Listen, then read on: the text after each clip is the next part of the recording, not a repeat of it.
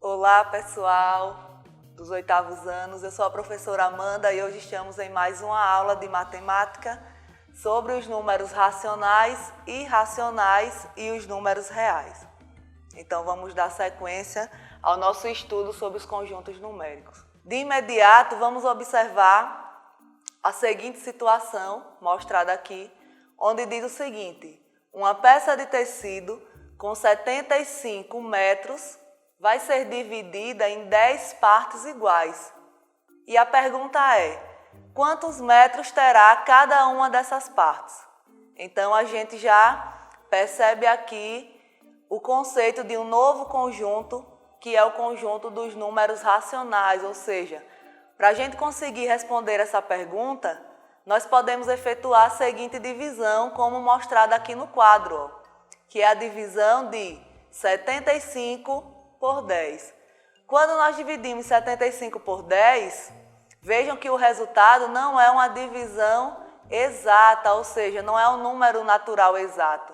Nós temos aqui um número que também é um número aqui representado com a divisão em que ele é mostrado com a vírgula, ou seja, 7,5. Essas divisões que resultam em números decimais, nós temos o conceito de números racionais aqui, porque se é uma divisão por 10, eu tenho aqui um zero representado, então eu sei que a vírgula ela vai andar uma casa decimal para a esquerda. E com isso nós temos aqui 7,5 metros, não é? Correspondente à peça de tecido considerada. Continuando, vemos aqui a definição de números racionais, onde diz que números que podem ser escritos na forma de fração, ou seja, na forma de razão, que no caso é a nossa divisão, com o seu numerador e denominador sendo números inteiros, porém o denominador ele deve ser diferente de zero, ou seja, esse número aqui por qual nós dividimos o outro, ele não pode ser zero de forma alguma, porque ele faz parte do conjunto dos números racionais. Então, quando nós reescrevemos essa forma de 4 dividido por 2, como mostrado aqui, nós temos o seguinte, tanto o número 4, que é o numerador, quanto o número 2, que é o denominador, eles são considerados como números inteiros. Então, temos aqui a divisão de dois números inteiros, onde o denominador, que é 2, ele é diferente de zero. Então, o denominador, no conjunto dos números racionais, ele não pode ser zero, porque senão a divisão ela não vai existir. Então, 4 dividido por 2, nós temos 2, como mostrado aqui. Nesse segundo exemplo, a gente consegue perceber a divisão também de dois números inteiros, né? Entre dois números inteiros, em que o seu denominador, que é o 25, ele é diferente de zero também. Por quê? Para obedecer à definição dos números racionais. Então, quando nós dividimos 1 por 25, a gente percebe de imediato que 1 não pode ser dividido por 25. O que é que a gente faz? Acrescenta o zero e 0, aqui, certo? Percebemos ainda que 10 não pode ser dividido por 25. Então, seguindo a sequência, acrescentamos um zero. E nesse caso agora, nós podemos sim dividir 100 por 25. Quando a gente divide 100 por 25, nós temos 4. Por quê? Porque sabemos que 4 vezes 25 corresponde a 100. E 100 para 100, temos como resultado 0. É por isso que 1 sobre 25 temos como resultado dessa divisão 0,04, certo? Ambos fazendo parte dos números racionais. Então, por definição, temos o seguinte, o conjunto dos números racionais ele é determinado pelo símbolo sendo a letra Q, certo? E daí nós temos que A sobre B, a representação, em que A e B são números inteiros, como acabamos de ver, e B diferente de zero, ou seja, para fazer parte do conjunto dos números racionais, nós escrevemos uma divisão, ou seja, números em forma de fração, a divisão de um número pelo outro, em que esses números são números inteiros, que nós vimos na aula anterior, o conceito de números inteiros, são aqueles números positivos e negativos. E para ser racional, o seu denominador, que nesse caso aqui B, deve ser diferente de zero. Então, nós sabemos que o denominador ele não pode ser zero. Ainda considerando a representação do conjunto dos números racionais, nós temos o seguinte, percebam que dentro de todo o conjunto dos racionais, nós temos os números inteiros, já estudados, e os números naturais. Então, os números positivos e negativos, certo? E agora temos o acréscimo de mais um conjunto, que é o conjunto dos números racionais, onde envolve os números negativos e positivos, ou seja, números inteiros escritos em forma de divisão, em que o seu denominador ele é diferente de zero. Então temos aqui algumas representações. Representação decimal dos números racionais. Então observemos o seguinte: 0,777, né? Então percebemos aqui a existência das reticências, quer dizer o quê? Que temos aqui infinitos números 7. Então, um número escrito em forma de dízima periódica, onde nós temos que 0,777, como mostrado aqui, a gente tem em forma de divisão, a escrita dos números racionais, que é 7 dividido por 9. Por que 7 dividido por 9?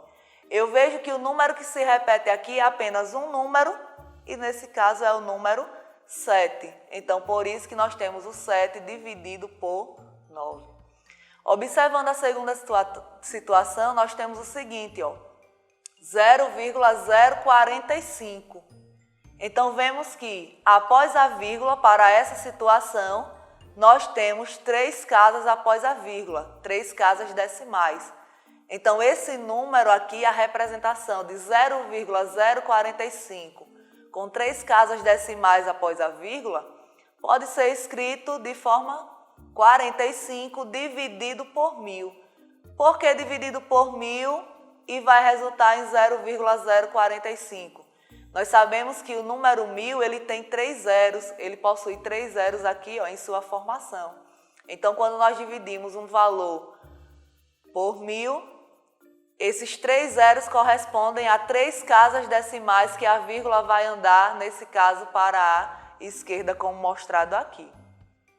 E, por fim, como representação, temos 0,23, 23 e reticências. O que isso quer dizer, pessoal? Nós temos o seguinte, que o 23 ele vai estar se repetindo aqui de forma infinita.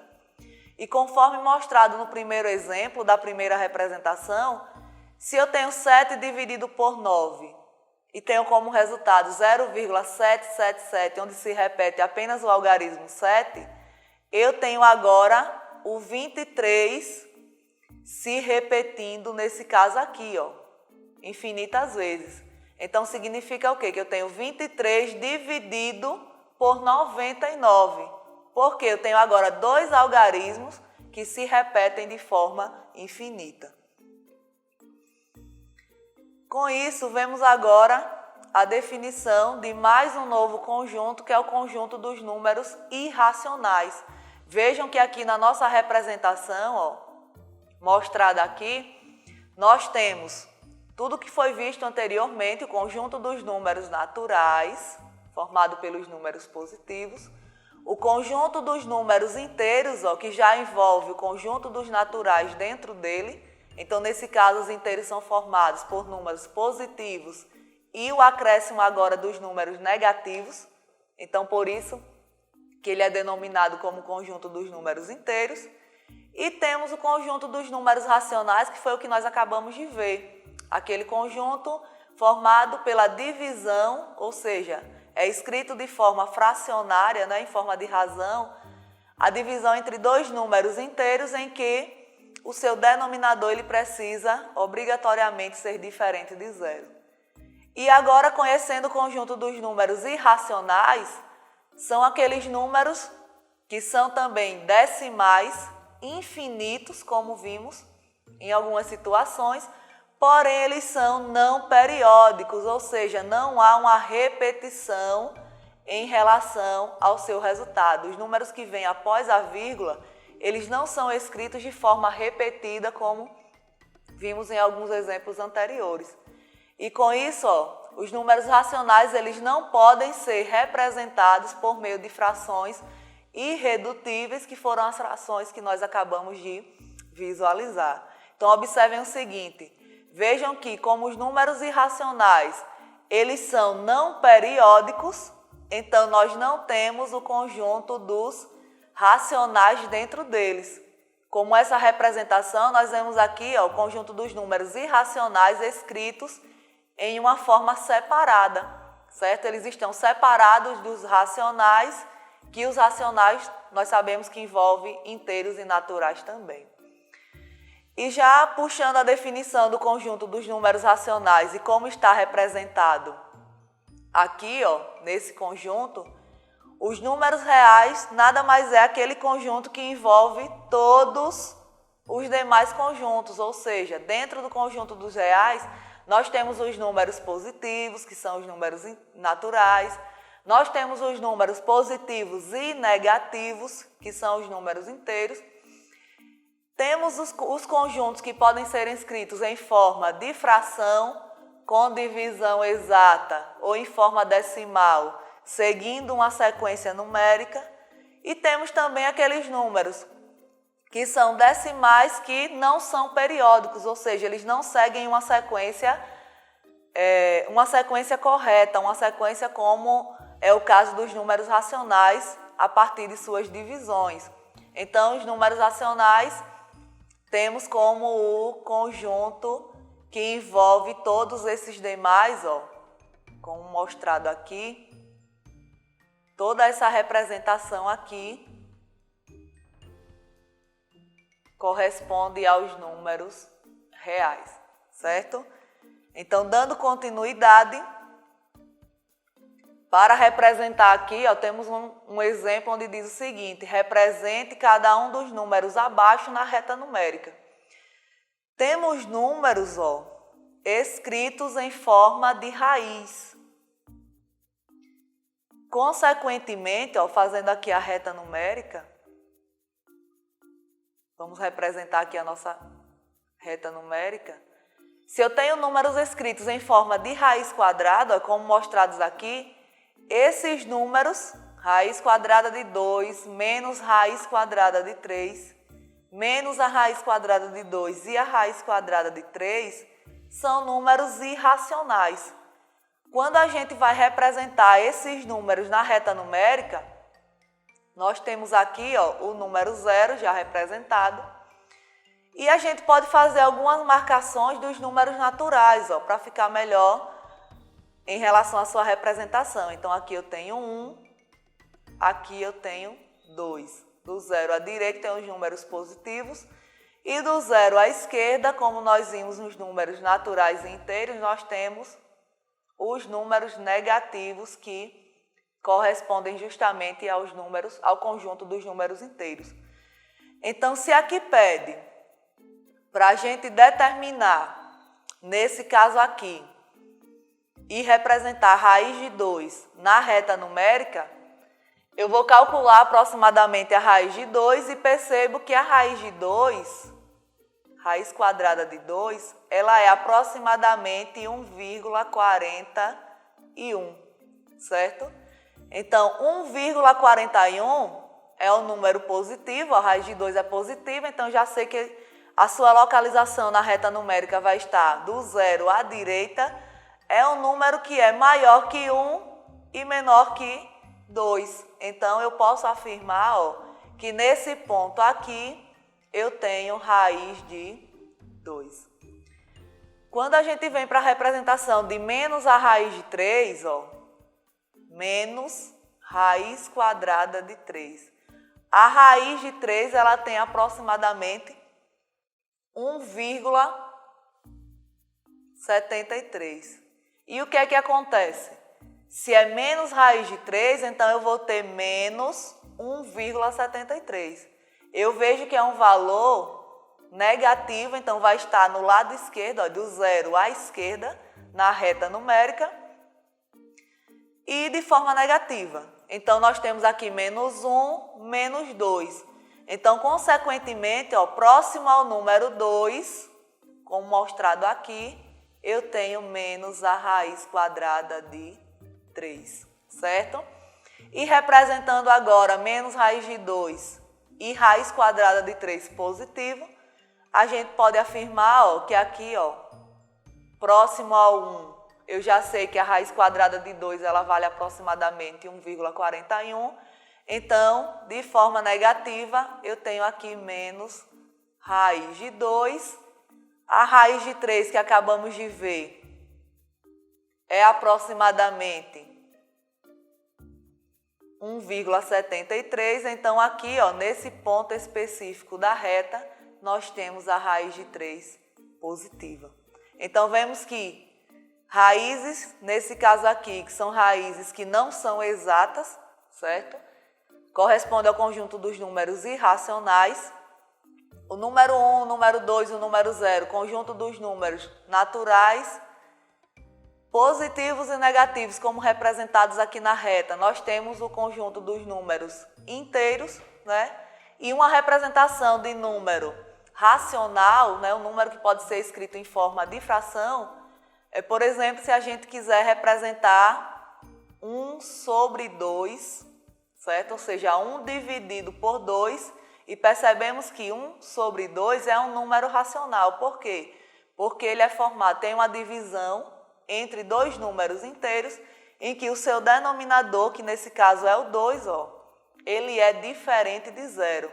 Então, corresponde, esse número aqui ele faz parte dos racionais e na reta numérica, ó, 1 sobre 2, quando a gente divide 1 por 2, nós temos exatamente 0,5.